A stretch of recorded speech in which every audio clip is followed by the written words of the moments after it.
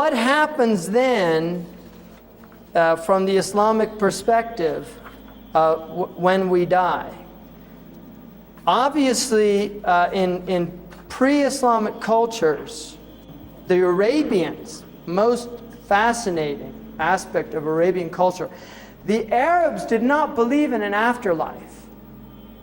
Really interesting, because most cultures have a concept of the afterlife.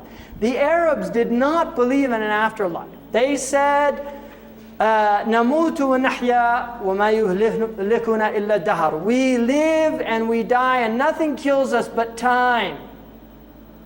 The Arabs said, and will we be decayed bones, dust in the earth, and brought back to life?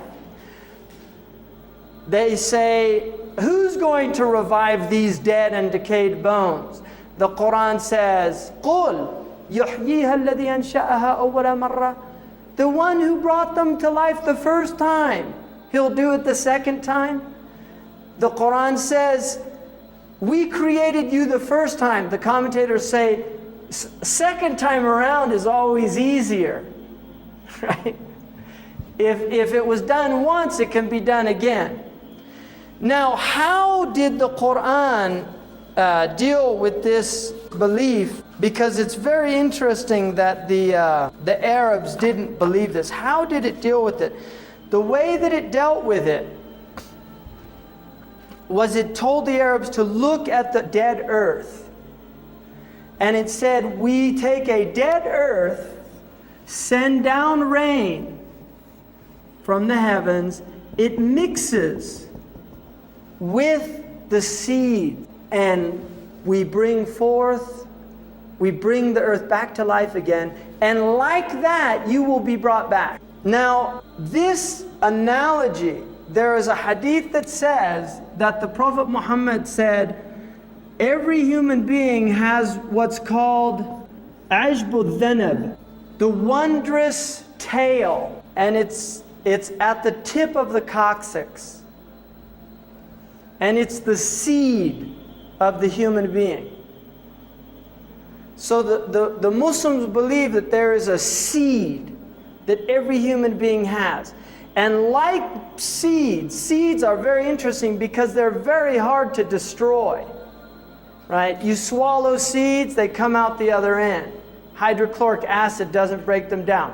In fires, seeds stay. Right? Forests that are burnt down come back to life because of seeds that are there that aren't destroyed.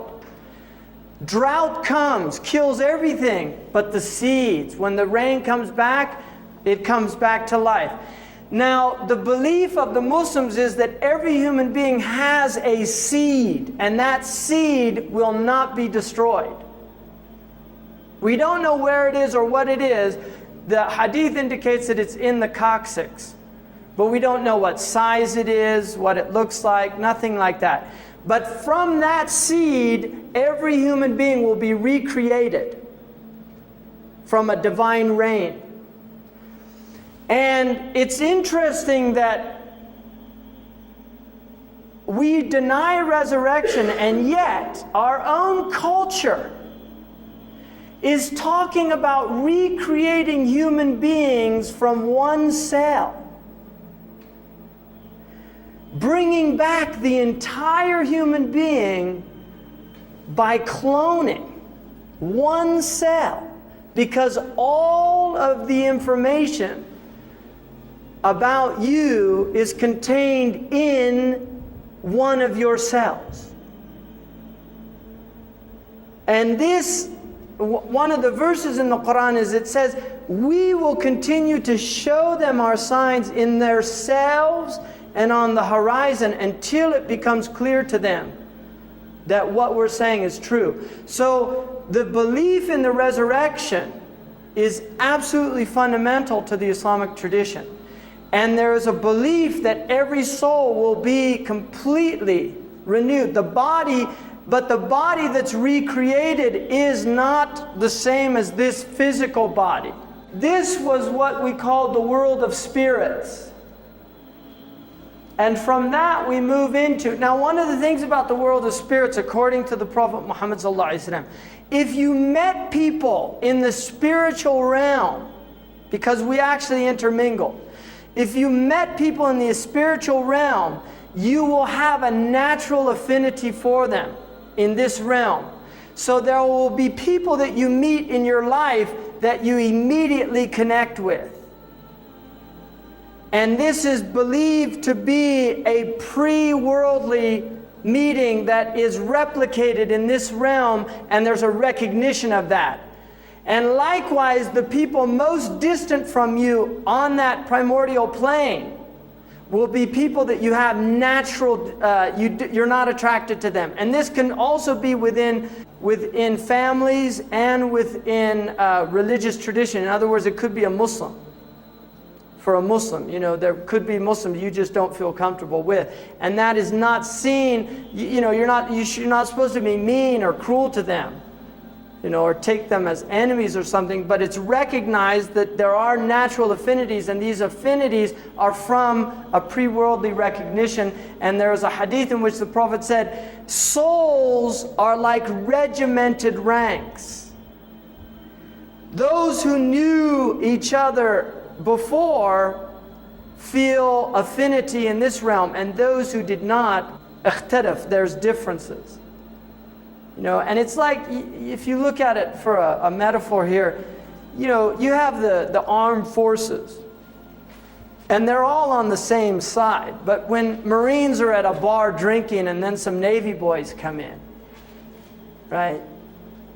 There's all this kind of aggression that will often happen, because they're from different regiments. These guys are another group, even though it's the same army. They're another group, and there's that kind of animosity that's a result of not being from that same regiment. Now, this area is the world of life, choice, and effort. This is called alam ad-dunya. So you enter into this, and from here you move into the barzakh. Now, according to the hadith, when your soul dies, it hovers above your body. And it's a very discomforting experience. And this is why sleep is considered to be the little brother of death in Islam. And the Quran talks about we cause them to die, and there are those we return to their bodies and others that we keep them.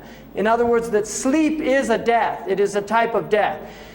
One of the things, sleep is the indication of the afterlife, because what happens when you go to sleep is like you live your life, you go to sleep and you enter into this barzakh, and then waking up is like the resurrection. You come back into the body and you wake up, you're resurrected.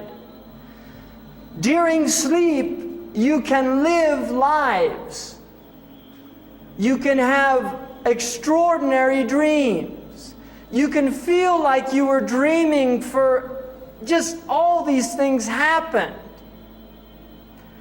And those are indications of another world. And this is why the Muslims believe that the dream realm is a very important realm.